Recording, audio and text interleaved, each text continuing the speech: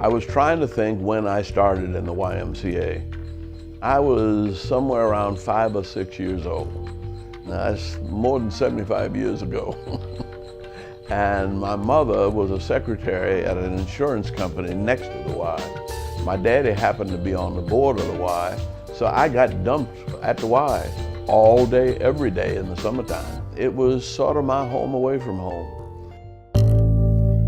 Key things in my life. It's where I learned to get along with all kinds of people.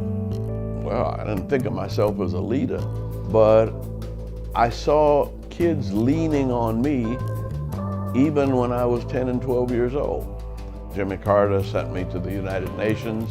It's amazing how much the skill set of getting along with a variety of rambunctious kids is very similar to the United Nations.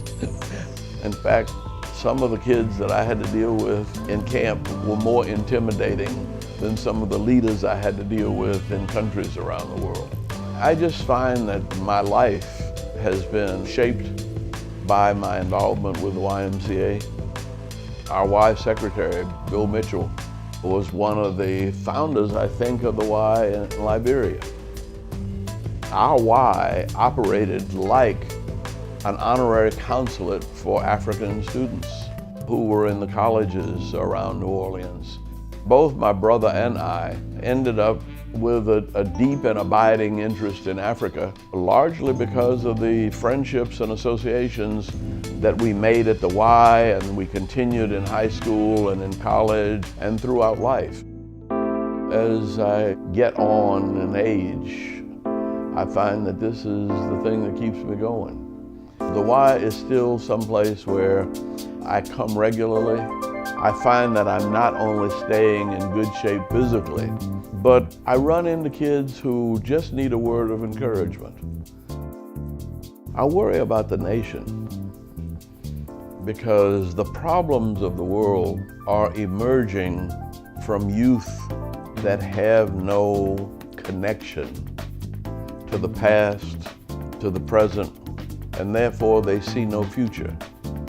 So they tend to be negative and destructive.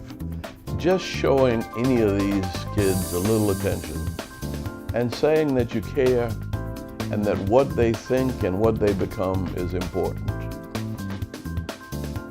We have a distorted notion of national security in today's world. There can be no national security without domestic tranquility. That can only happen if people feel as though they're included in the possibilities and hopes for a better future.